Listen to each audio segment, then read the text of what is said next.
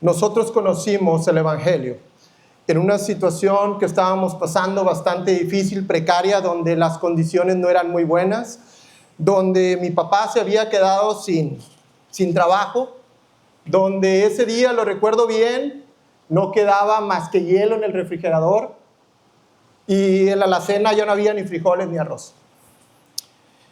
Ese día, por alguna extraña razón, un amigo de mi papá nos visitó. Una de esas visitas inesperadas que nunca esperas, que te pueden cambiar la vida de un momento a otro. Y en medio de esa visita inesperada, mi papá se suelta hablando con él y le dice que estamos pasando por una situación difícil, y el hermano avienta los spikes por delante, a mí que me gusta el béisbol, y nos empieza a predicar y nos empieza a compartir y nos muestra a un Dios que tal vez no habíamos conocido nunca, que nunca nos habíamos imaginado que existe. Ese hermano es el hermano Fidel. Él nos llevó la palabra de Dios y nos invitó a la iglesia, bueno, mejor dicho, a la primera iglesia bautista. Y mis papás quedaron muy formalmente de ir el próximo domingo. Cuando mi papá ya le dijo que habíamos pasado por una situación difícil, que no teníamos qué comer, el hermano pues ya empezó a orar por nosotros. Y cuando oró, se retiró. Y dijimos, no, gracias a Dios, pues conocimos al Dios, nos dio esperanza, pero ¿cuál creen que va siendo la sorpresa? Va al carro y dice, miren lo que traje, traigo unas despensas. Y conocimos al Dios del desierto, al Dios que supera todas las cosas que tú alguna vez puedes imaginar, al Dios que trabaja de una manera que no te imaginas y no sabes los planes que tiene para ti cuando Él ha puesto algo en ti. Y agradecido estoy con Dios. Mis papás fueron a la iglesia y en la iglesia bautista pasaron cosas, ¿no? Esas cosas fueron que ellos aceptaron al Señor como su Señor y Salvador, se bautizaron. Yo era un poco más renuente. ¿Qué hice? Pues yo era muy fan de hacer enojar a los cristianos y hoy me hacen enojar a mí. Yo me ponía con mi abuelo y decía, ¿quién escribió la Biblia? ¿Tú a qué vienes a mi casa? Yo no te quiero escuchar. Y hoy algunas veces me lo hacen a mí y me enojo también. Mas sin embargo, cuando llego la primera vez a la iglesia bautista, yo les digo a los chavos, yo voy a otra iglesia, a una donde Chuy está crucificado. Y me dice el chavo, que le sabía bastante, dijo, no, pues aquí no está Chuy crucificado, aquí ya resucitó. Dije, ándale, este le sabe, este es bueno. Y yo me quedé con esa historia, ¿no?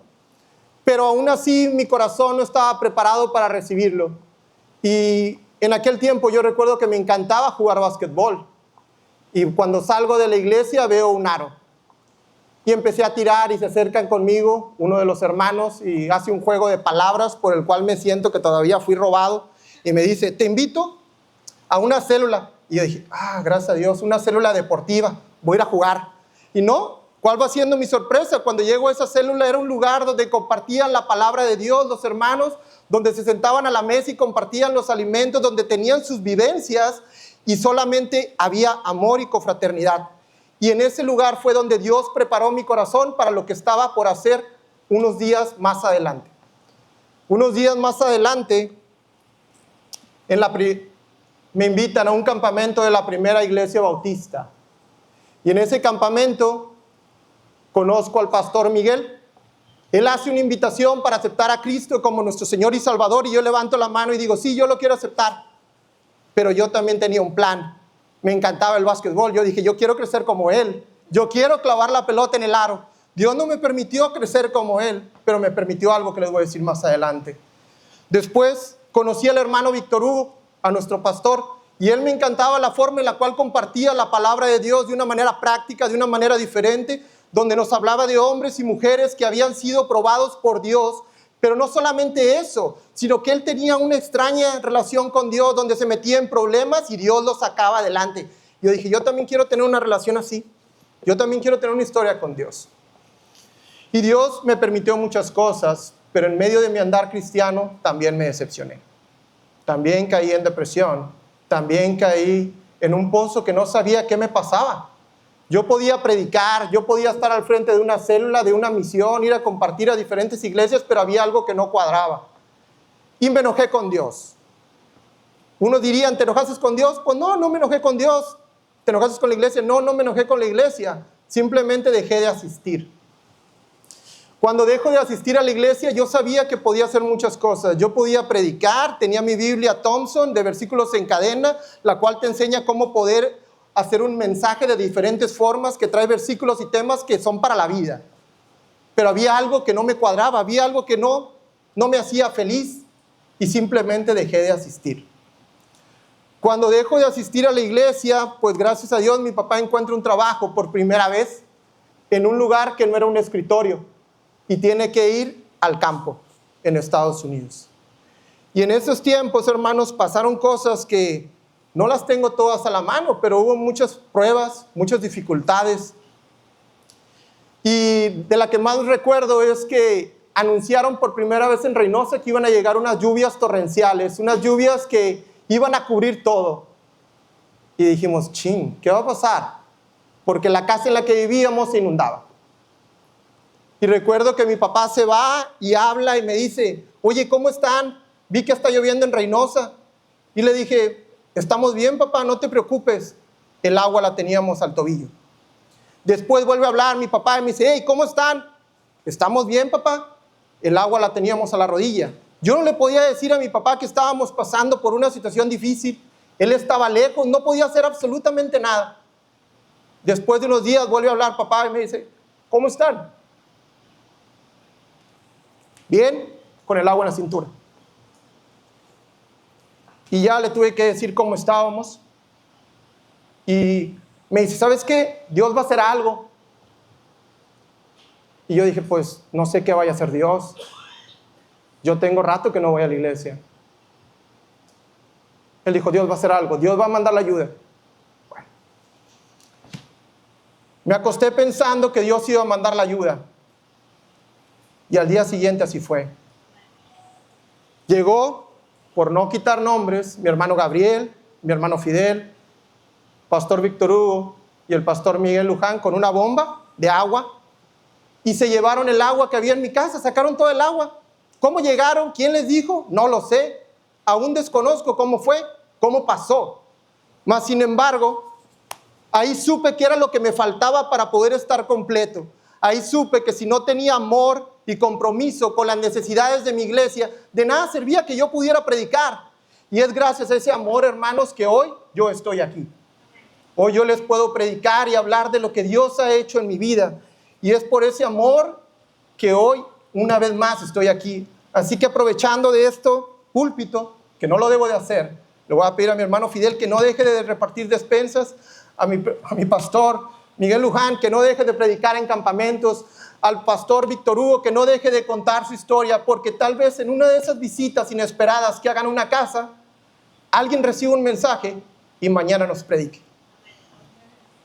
Así que en esta mañana, sin más que decir,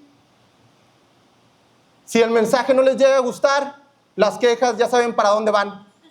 Yo aprendí de ellos, estoy muy feliz de poder compartir. Y hoy que no está el pastor Víctor Hugo, va a decir, las quejas no son para nosotros, tú fuiste el que no aprendió bien. Ya saben cómo es el pastor. Pero bueno, entonces, sin más que digo, vamos a orar para poder iniciar con el tema. Señor, gracias te damos en esta mañana por la bendición que tú nos das, Padre, de poder estar reunidos en tu nombre. Hoy te pedimos, Señor, que seas tú quien me calibre conforme a tu corazón para poder hablar a tu iglesia lo que tú has puesto en mí, para que esta sea de edificación para la misma y que en su tiempo esta pueda dar frutos, Padre, y que más sean los que escuchen tu palabra. Te damos gracias por todo lo que haces por nosotros y por lo que algún día harás. En Cristo Jesús. Amén. Introducción, hermanos. ¿Cuántos de los que estamos aquí alguna vez han tenido la oportunidad de atravesar o caminar en el desierto? Experimentar el calor y la sensación y la desesperación de estar en un desierto es algo increíble. El agotamiento físico que produce caminar bajo el ingrato sol y avanzar por un tiempo y solo ver cómo lo único que te espera al frente es más arena, te quita la esperanza, te quita el aliento, te roban las ganas de seguir.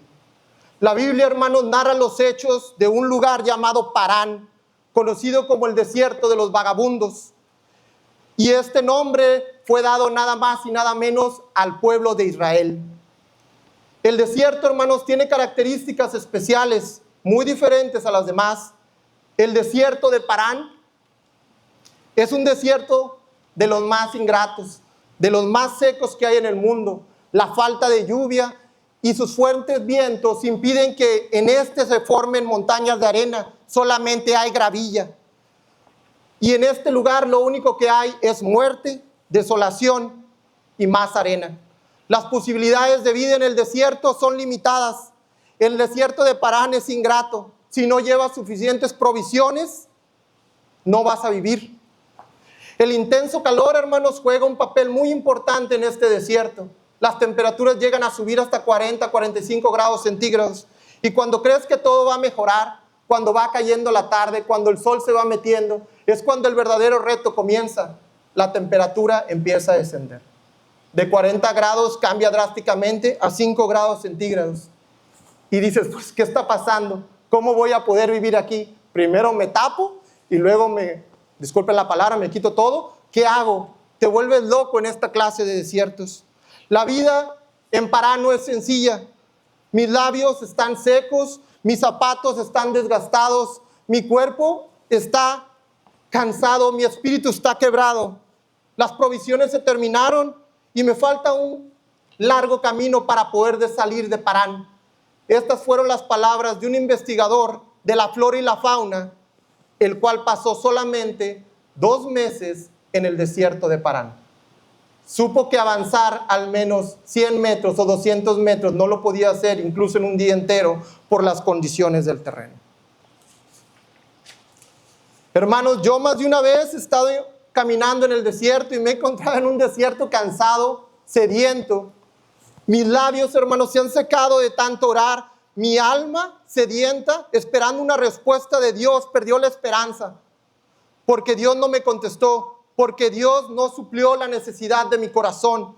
El desierto, hermanos, es usado para formarnos, no para abandonarnos.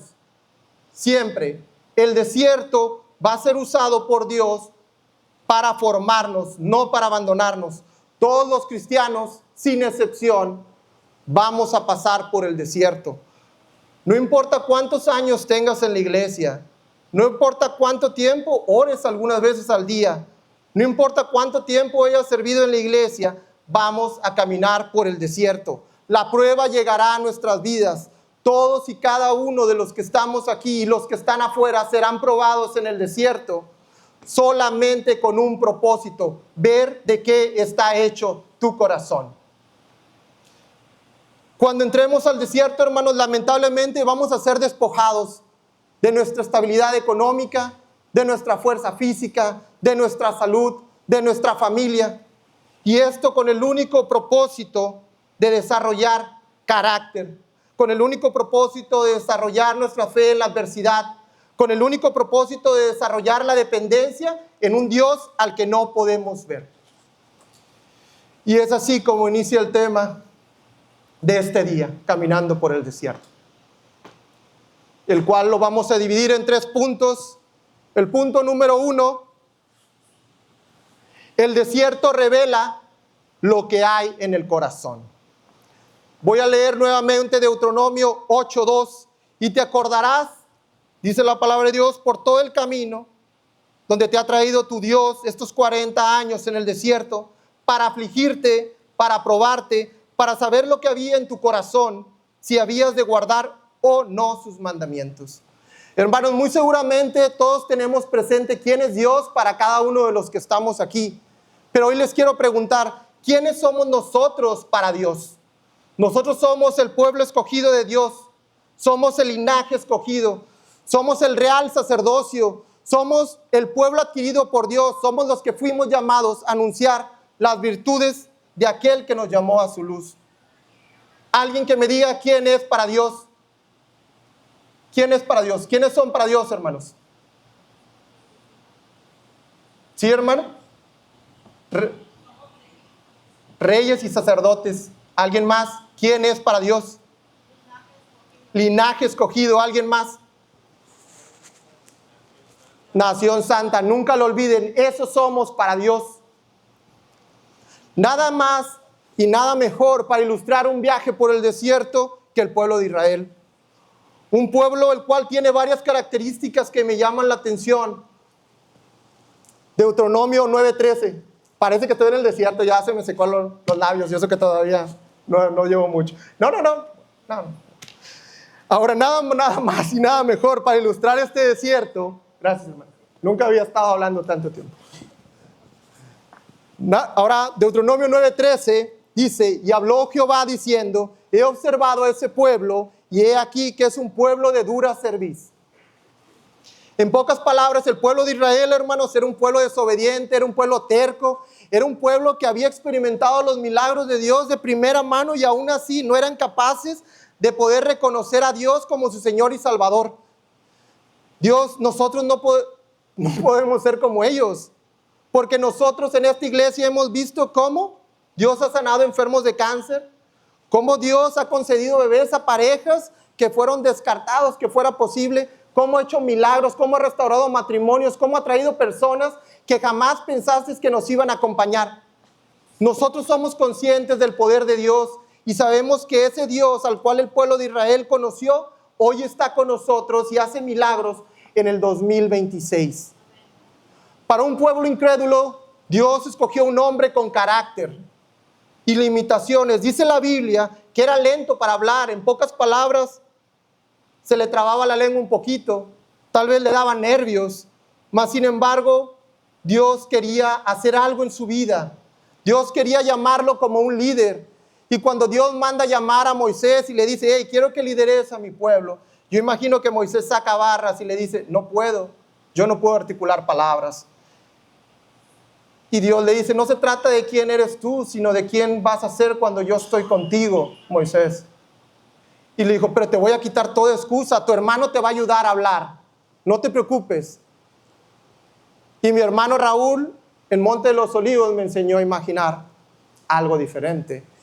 Y yo me imagino que Dios le dijo, quiero que veas una película, Moisés, quiero que veas El Padrino 1 y aprendas de un líder nato que se llama Don Corleone. Y así lo hizo Moisés, se fue a su casa, a sus aposentos, y llegó, encendió el televisor, prendió el VHS, puso una película, porque en aquel tiempo pues, no había DVDs, y dice, ya sé lo que voy a tomar de esta película. Tomó una frase que decía Vito en mucho tiempo, te voy a hacer una oferta que no vas a poder rechazar.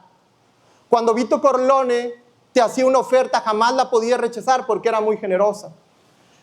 El pueblo de Israel, hermanos, viviendo en Egipto como esclavos, trabajaban de día y de noche, y cada vez que uno de ellos quería hacer algo diferente, llegaba un capataz y le decía, tú no puedes cambiar tu destino, tú eres un esclavo, abandona ese pensamiento de triunfo que tienes, tú no vales nada, naciste esclavo y vas a morir esclavo, olvídate que algún día vas a abandonar Egipto.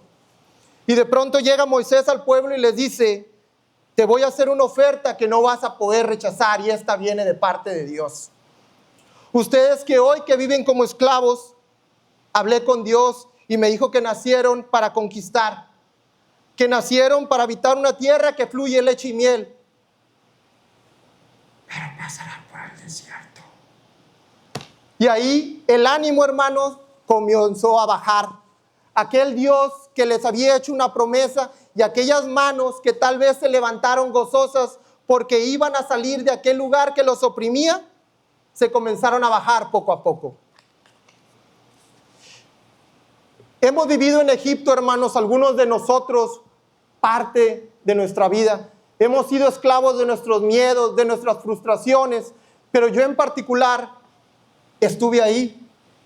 Viví como esclavo, viví con temor, viví con angustia, viví pensando en qué me iba a pasar mañana, hasta que un día escuché a un predicador, Miguel Luján, en un campamento, que hizo una promesa para los esclavos que se encuentra en San Mateo, capítulo 11, versículo 28, que dice, venid a mí, todos los que estéis cansados y trabajados, y yo os haré descansar. Y aquel día levanté mi mano y recibí a Jesús como mi Señor y Salvador, y dejé de vivir como esclavo. Pero aún con Cristo en mi corazón, tomando el control de mi vida, estaba destinado a caminar por el desierto. enfrentarme a los mismos problemas que experimenté en mi vida de esclavo, pero ahora los experimentaba como el hijo de un rey. Esa era la diferencia. Saben, hermanos, siendo sinceros, yo acepté a Cristo como mi Señor y Salvador porque andaba en busca de pastos más verdes. ¿Y cuál va siendo mi sorpresa al llegar a la iglesia? Que los pastos eran del mismo color. Lo único diferente es que ahora el pastor de pastores me estaba pastoreando. Y cuando yo dormía, Él me sustentaba, porque Jehová estaba ahí y nada me faltaría. Porque aunque anduviera en valle de sombras y muerte, no temería, porque Él estaría conmigo. En mi travesía por el desierto, hermanos, Dios me reveló lo que había en mi corazón y lo que yo ignoraba deliberadamente en más de una ocasión. En mi corazón había queja, había incertidumbre, había incredulidad y existía el deseo de regresar atrás. Cuando todo va bien, hermanos, todos somos espirituales, todos damos gracias a Dios, pero cuando llega la escasez, cuando llega el dolor, cuando la espera se presenta, ahí se revela lo que hay en el corazón realmente. El desierto no crea nunca el problema. El desierto lo único que hace es revelarlo. Cuando Dios me sacó de Egipto, reclamé, ¿por qué se trata? ¿De qué se trata? Dime de qué se trata, Dios. Yo estaba seguro viviendo en Egipto de la manera que siempre lo había hecho. Les mentiría si les digo que caminar en el desierto es fácil. La verdad es difícil, pero vale la pena. El desierto, hermanos, es difícil, pero es más difícil estar sin Dios. Dios hará maravillas con nosotros. Yo llegué por necesidad al desierto, pero me quedé por amor. Me encanta una porción del versículo que leímos inicialmente, el cual dice, y te acordarás. La memoria es importante, iglesia. Cuando recordamos lo que Dios ha hecho por nosotros en el desierto, nuestra fe aumenta. Nuestro agradecimiento crece, nuestra confianza se fortalece. Les pido por favor que miren hacia atrás y me digan cuántas veces Dios los ha sostenido en el desierto, cuántas veces Dios abrió puertas en el desierto, cuántas batallas te ayudó a vencer en el desierto. El mismo Dios que estuvo contigo ayer en el desierto estará contigo mañana también. Por favor, no te desanimes en medio de la prueba. Sigue caminando, sigue avanzando. Dios está contigo. Punto número 2. El desierto, hermanos, nos enseña a depender de Dios. Volteo para ver si está sincronizado. Hermanos, es inevitable que como hijos de Dios no caminemos alguna vez por el desierto. En la vida de los creyentes, el desierto está representado por un lugar inhóspito, un lugar donde las probabilidades de éxito son bastante reducidas. Y aquella situación difícil, lo único que hace es ahogarnos y hacernos que nos sintamos solos, desesperados, sedientos, cansados, con hambre, con frío, con sueño, sin ganas de hacer absolutamente nada, encerrados en tu casa con el cuarto, con la luz apagada. Ese es un verdadero desierto. Y muchas veces nos sentimos limitados e impotentes en aquella situación, en medio de aquella prueba, y lo único que se nos ocurre es murmurar. Números capítulo 11, versículo 5, si lo quieren buscar en sus Biblias. Dice, nos acordamos del pescado que comíamos en Egipto de balde, de los pepinos, de los melones, de los puerros, de las cebollas y de los ajos. Hermanos, ¿cuántos de los presentes traen consigo cebollas y ajos de Egipto? ¿Y qué quiero decir con esto? ¿Cuántos de los que estamos aquí hemos traído las cosas que vivíamos antes a la nueva vida que vivimos con Cristo? Aunque tenemos a Cristo como nuestro Señor y Salvador, seguimos viviendo de la misma manera. Seguimos olvidando a aquel que nos sacó de aquel lugar de tinieblas y seguimos comportándonos igual, trayendo las viejas costumbres, anhelando lo que hacíamos y olvidándonos de aquel que nos llamó a su luz. Yo en lo particular, en mi antigua manera de vivir, me encantaba una canción que se llama My Way, interpretada por Frank Sinatra. por Rafael a mi manera, por Vicente Fernández también a mi manera, en la cual narra los hechos de un hombre que vivió siempre a su manera, que cortó lo mejor de cada instante, que solo vio lo mejor pasar, que nunca tuvo remordimientos y que lo mejor es que cuando él hacía algo, decía que todo le iba bien. Pero algo se le pasó a ese hombre, menospreció el consejo de Dios. Para vivir en el desierto, hermanos, no lo podemos hacer a nuestra manera, lo tenemos que hacer a su manera, a la manera de Dios, confiando en sus promesas, siendo obedientes, tomando el camino angosto, el menos transitado, el más difícil, porque es ahí donde en verdad podremos ver a ese Dios que habita en el desierto.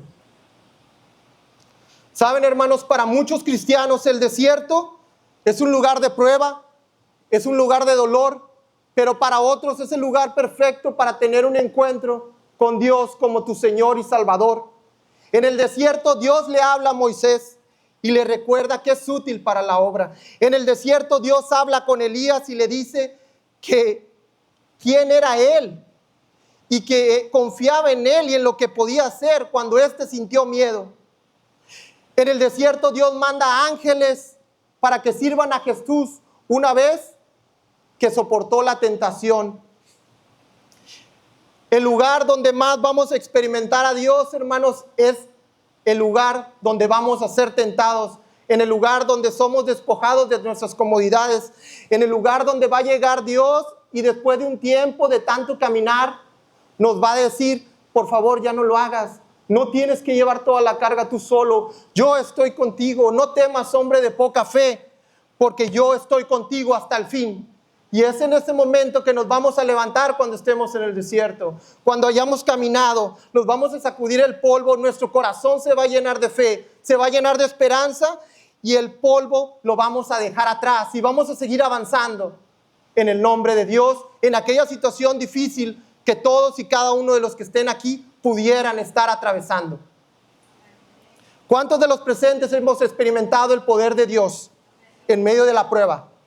Amén. Deuteronomio 8, versículo 3, dice, y te afligió y te hizo tener hambre y te sustentó con maná, comida que tú ni tus padres habían conocido, para hacerte saber que no solo de pan y agua, solo de pan vivirá el hombre, mas de todo lo que sale de la boca Jehová vivirá. El capítulo 8 de Deuteronomio, hermanos, es el discurso de despedida de Moisés al pueblo de Israel. Antes de entrar a la tierra prometida, Moisés les recuerda, les dice, hey, por favor, no se vayan a olvidar de lo que Dios ha hecho con ustedes en todo este tiempo. No olvides las lecciones que has aprendido. A simple vista, hermano, el desierto es un lugar de escasez, pero en realidad fue una escuela para el pueblo de Israel, donde Dios les enseñó al pueblo a depender de Él. En este versículo encontramos una verdad fundamental. Las necesidades materiales son importantes, claro que lo son, pero la verdadera vida depende de la palabra de Dios y no de los recursos que tú o yo podamos llegar a tener en medio del desierto, porque estos son nada en una enfermedad, son nada cuando pierdes a alguien. Pero cuando tú tienes todo eso y lo acompañas por la palabra de Dios, es cuando realmente todo empieza a cambiar. Si desglosamos el versículo de Deuteronomio en 3 partes, dice, y te afligió y te hizo tener hambre. El hambre, hermanos, no fue un accidente, ni una señal de abandono. Dios permitió aquella necesidad al pueblo con un propósito. Muchas veces pensamos que la ausencia de problemas es una señal de bendición de Dios. Estoy totalmente de acuerdo que así lo es. Sin embargo, tú que estás pasando por una situación difícil, por un problema, déjame decirte que incluso en el desierto también Dios quiere bendecirte. Las lecciones revelan lo que hay en nuestro corazón, revelan nuestras prioridades, revelan dónde está puesta nuestra fe. Y te sustentó con maná. comida que no conocías ni tú ni tus padres. Me encanta esta parte. Después del hambre llegó el maná. No antes, el maná no vino antes. Primero hubo hambre y después vino el maná. Esto es bien importante, iglesia. ¿Quieres ver cómo Dios obra de maneras inesperadas? Pruébalo. Confía en Él y Él hará que lleguen las cosas que tú no te imaginas en medio de la prueba. ¿Cuántos de los que estamos aquí hemos sido abandonados por Dios en el desierto? O que los haya dejado atrás. Estoy seguro que ninguno de ustedes se ha quedado atrás cuando Dios los ha acompañado. Dios nunca dejó de sustentar al pueblo en medio de la aflicción. Cuando no había recursos, Dios mandó recursos sobrenaturales como lo es el maná. El maná descendía diariamente del cielo. El pueblo no lo podía almacenar, tenía que depender del maná diario. Y eso es lo que Dios busca. Dios no busca una dependencia semanal, una dependencia de domingos, busca una dependencia diaria, donde podemos alabarle y engrandecer su nombre en todo tiempo, los 7 días de la semana, los 365 días, sin importar cuál sea la situación. El maná, hermanos, era una provisión que nadie había visto. Dios mostró su poder, que no estaba limitado por la experiencia humana. Dios es capaz de cualquier cosa en todo momento y en todo lugar por ti y por mí. Si hoy te encuentras en el desierto, quiero decirte que Dios sigue siendo proveedor, que Dios sigue siendo fiel, que Dios sigue considerando y teniendo caminos que tú ni siquiera te puedes imaginar. Y te va a sorprender para hacerte saber que no solo de pan vivirá el hombre, sino de toda palabra que sale de la boca de Dios. Dios no estaba simplemente, hermanos, alimentando los cuerpos de Israel. Dios estaba formando corazones. El pan sostiene la vida física, pero la palabra de Dios sostiene la vida espiritual. Y esa es clave cuando tú y yo caminamos por el desierto. Nuestra vida espiritual nos va a dar fuerzas para seguir adelante. Y cuando necesitamos más de Él, más fuerte necesitamos estar, más debemos depender de su palabra. Hoy necesitamos entender que la seguridad no está en el alimento, sino en lo que Dios es capaz de hacer cuando confiamos en Él. Jesús nos enseñó que la obediencia para suplir las necesidades básicas es fundamental, pero también nos enseñó que su palabra produce vida. Cuando descuidamos la palabra de Dios, nuestras vidas se comienzan a tambalear, aunque materialmente estemos muy bien. Muchas personas tienen abundancia de pan en su casa, pero escasez espiritual. Dios desea que el pueblo de Dios sea alimentado en ambas cosas, en ambas áreas. Deuteronomio 8, hermanos, muestra que entrar en abundancia para el pueblo de Israel no era una opción. ¿Cuántos de los que estamos aquí alguna vez hemos buscado a Dios intensamente en la necesidad y luego descuidarlo en la prosperidad? Esto es tremendo. Cuando Dios ya suplió, lo descuidamos. Cuando Dios nos dio suficiente maná, lo olvidamos y lo empezamos a acumular pensando que la provisión será eterna. Tenemos que tener mucho cuidado con esto. El maná no es para acumularse, es para depender diariamente de Él. El desierto nos enseña dependencia. La abundancia prueba la gratitud. Tercer punto. El desierto tiene fecha de caducidad. Toda la congregación que estamos aquí presentes hemos visto lo que Dios ha sido capaz de hacer por nosotros cuando hemos atravesado el desierto. Y esto también lo hizo alguna vez por el pueblo de Israel. Voy a leer Éxodo, si gustan acompañarme en sus Biblias, capítulo 17, versículo del 1 al 6.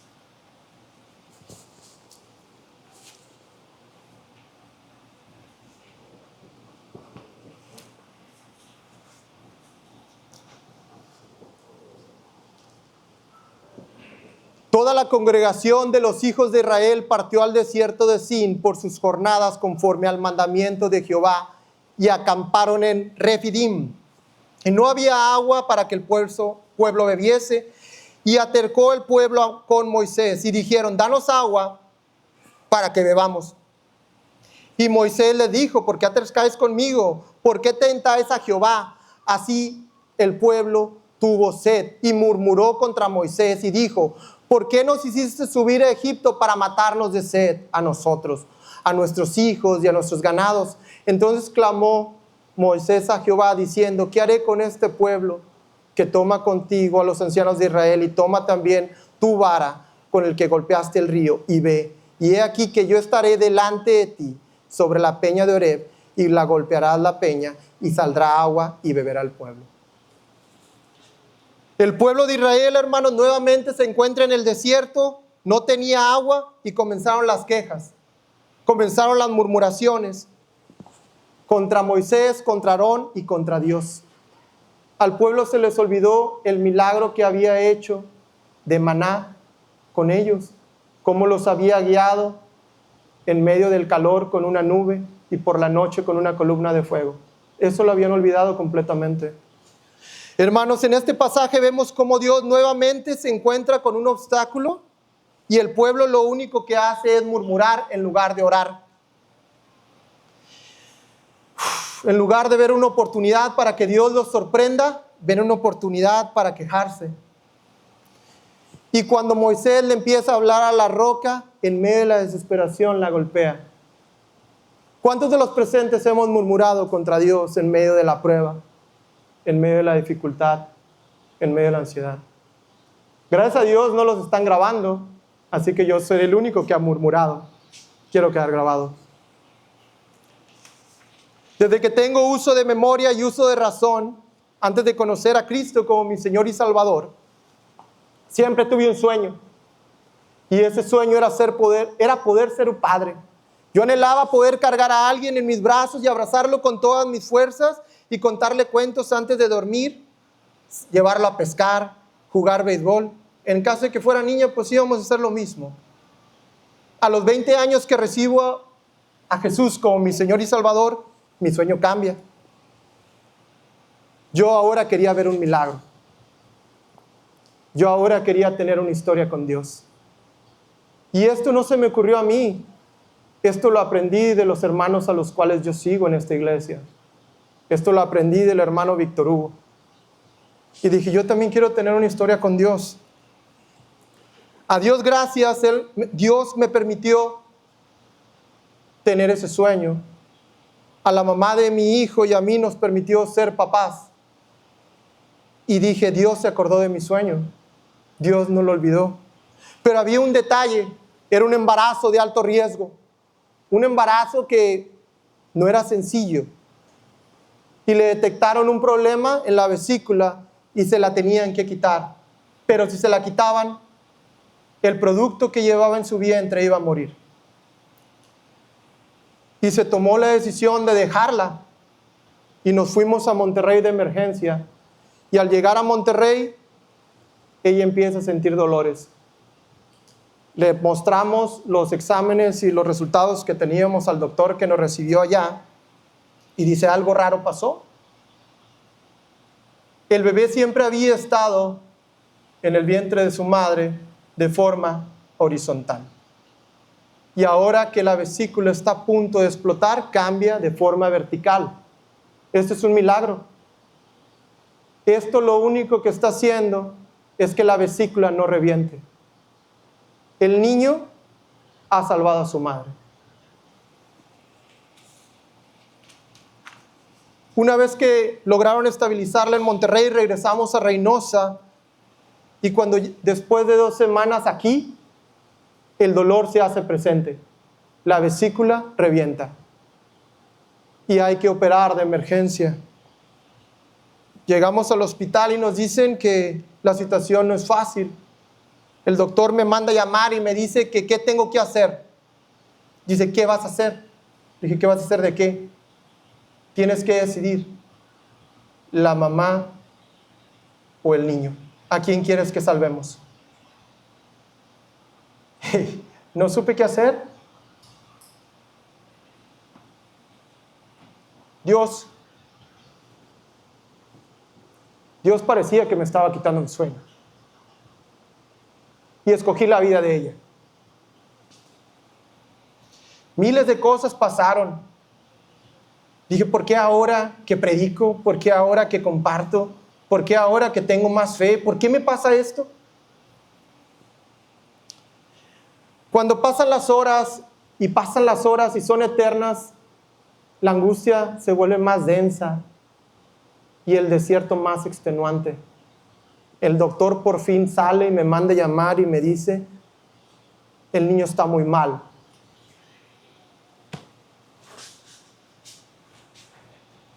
Mi hijo llega a este mundo pesando 200 gramos, con 6 meses. Y digo, ¿de qué se trata? Dime, Dios, ¿de qué se trata? Tomó líquido de la vesícula y es de colores. Primero fue rojo, luego fue azul. Y no me quedó nada más que orar al Dios que no podía ver. Al Dios que había escuchado por más de 20 años. Y lo hice inmediatamente. Corrí a los grupos de la iglesia y pedí oración. Y así fue. La iglesia me sustentó. La iglesia me inyectó fe. La iglesia me inyectó esperanza. Mis hermanos oraban de día y de noche por una petición especial, tratando de mover el corazón de Dios. Más de una vez, en las visitas al cuarto, mi hijo murió en mis brazos. Y lo único que podía hacer era esperar a un Dios que no podía ver. Y murmuré contra Dios. Y le dije, ¿cuándo se te ha muerto un hijo? Olvidé que Jesús murió por mí desde mi enojo. 40 días pasaron en esa travesía donde había angustias, donde había soledad, donde no había nada más que fe. Y un día el doctor me manda a llamar y me dice, quiero que vayas al cuarto y hables con tu hijo. Te va a hacer bien.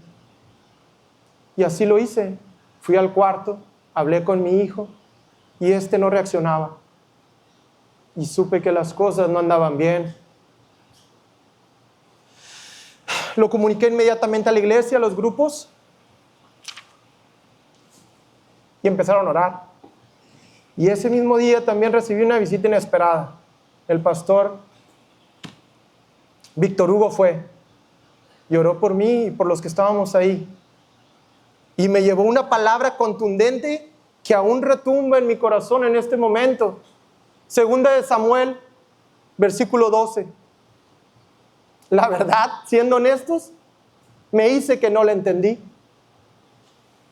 No quise creer en esa palabra. No me quise preparar como el rey David se preparó para enterrar a su hijo. Dios me dijo, tú lo puedes lograr. Y el pastor me decía, estamos orando por un milagro, pero también para que aceptes la voluntad de Dios. Al siguiente día que llego a ver a mi hijo, él colapsa. Caigo de rodillas y digo, bueno, creo que ahora ya estoy preparado para dejarte ir. Y no hago otra cosa que orar y buscar a Dios. Y dije, bueno, si no me conoce, y he estado aquí por alrededor de 25 días hablando con él, tal vez va a escuchar la palabra de Dios. Y leí el siguiente versículo, el siguiente libro de Salmos, capítulo 86, versículo del 1 al 13, que dice, inclina, oh Jehová, tu oído y escúchame, porque estoy afligido y menesteroso. Guarda mi alma, porque soy piadoso. Salva tú, oh Dios mío, a tu siervo, que confía en ti. Ten misericordia de mí, oh Jehová, porque a ti clamo de día. Alegra el alma de tu siervo, porque a ti, oh Señor, levanto mi alma. porque tú, Señor, eres bueno y perdonador y grande en misericordia para todos los que te invocan. Escucha, oh Jehová, mi oración y está atento a mis ruegos. En el día de mi angustia te llamaré porque tú me respondes. Oh Señor, ninguno hay como tú entre los dioses, ni obran que igualen tus obras. Todas las naciones que hiciste vendrán y adorarán delante del Señor y glorificarán tu nombre, porque tú eres grande y hacedor de maravillas. Tú eres Dios. Enséñame, oh Jehová, tu camino. Caminaré yo en tu verdad. Afirma mi corazón para que tema tu nombre. Te alabaré, oh Jehová, Dios mío, con todo mi corazón y te glorificaré para siempre.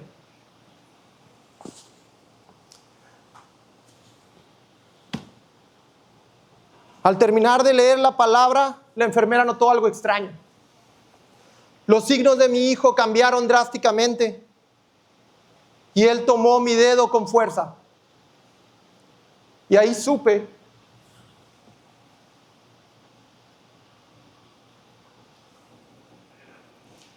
que el desierto tiene fecha de caducidad.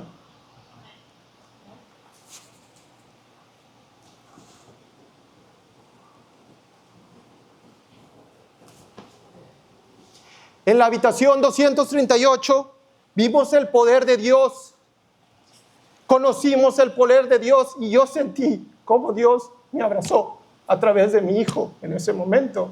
Me dijo, levántate, nunca has estado solo. Siempre he estado aquí. Y cada día que pasó de ahí en adelante me aferraba más a la palabra de Dios y leía porciones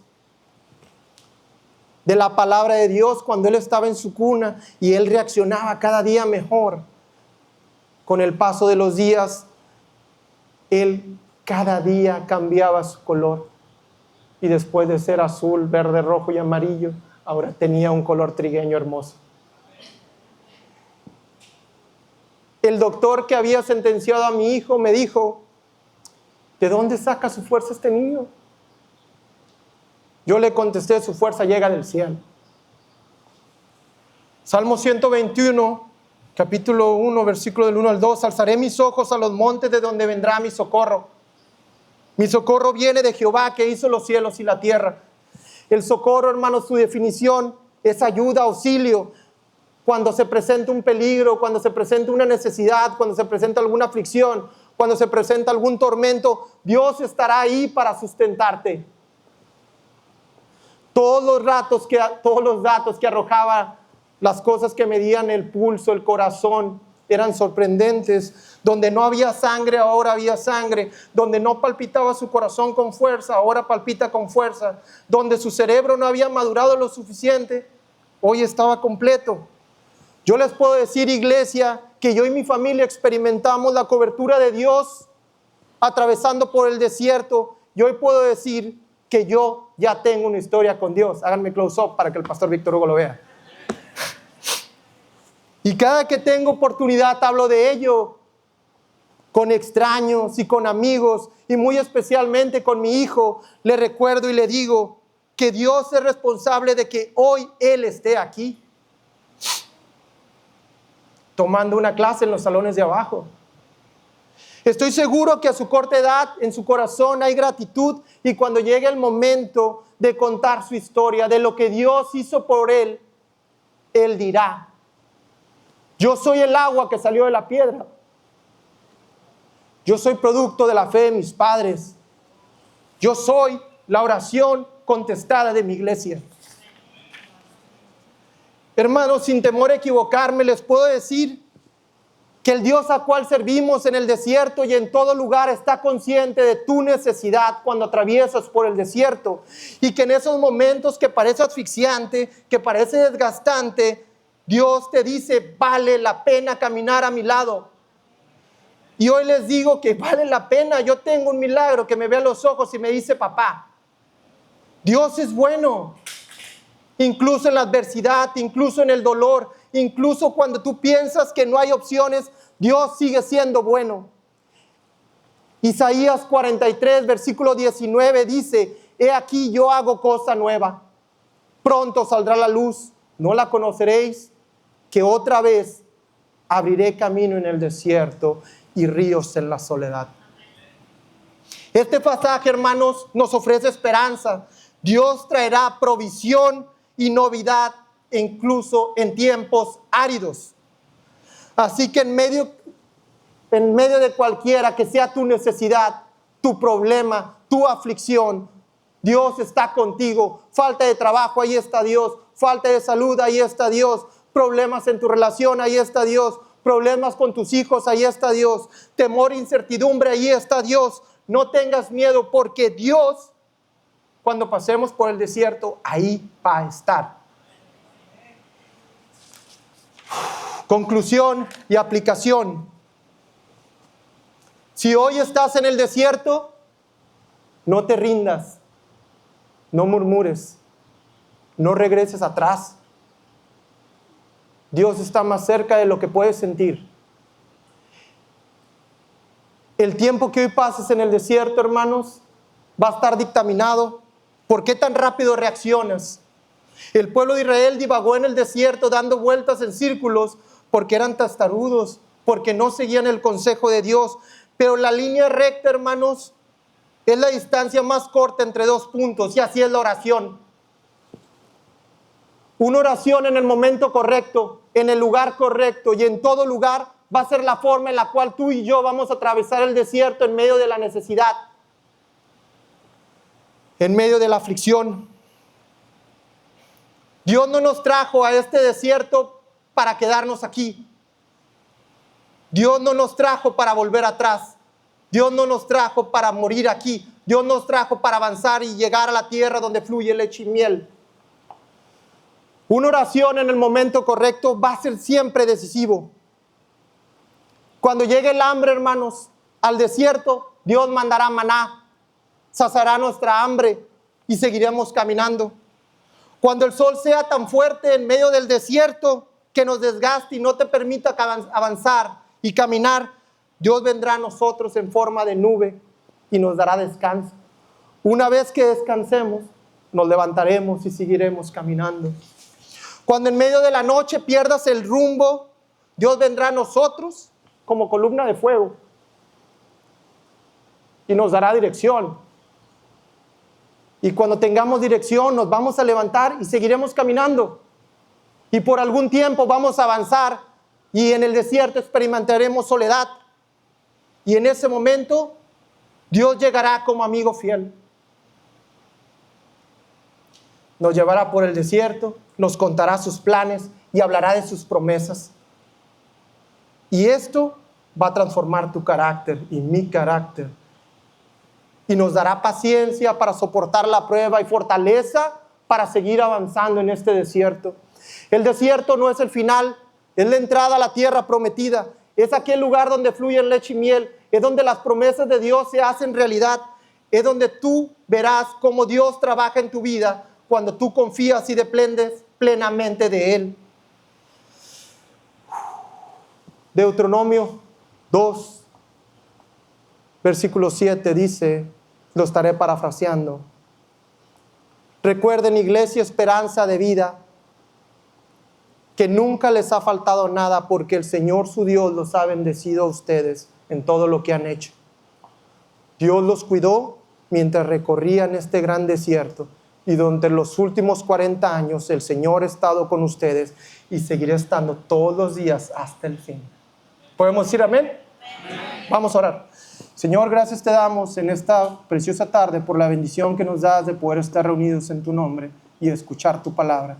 Te pedimos que la palabra expuesta en esta tarde sea de bendición para aquellos que hoy estamos aquí contigo y para los que nos están viendo a través de las transmisiones. Te rogamos que esta lleve su fruto y que en su momento pueda dar lo que tú has esperado de ellos. Que tú traigas a aquellos que hoy tengan necesidad, aquellos que estén en el desierto, hazles saber que ya casi salen. Aquellos que ya están a punto de salir, diles que no se cansen porque tú los vas a sorprender. Amén.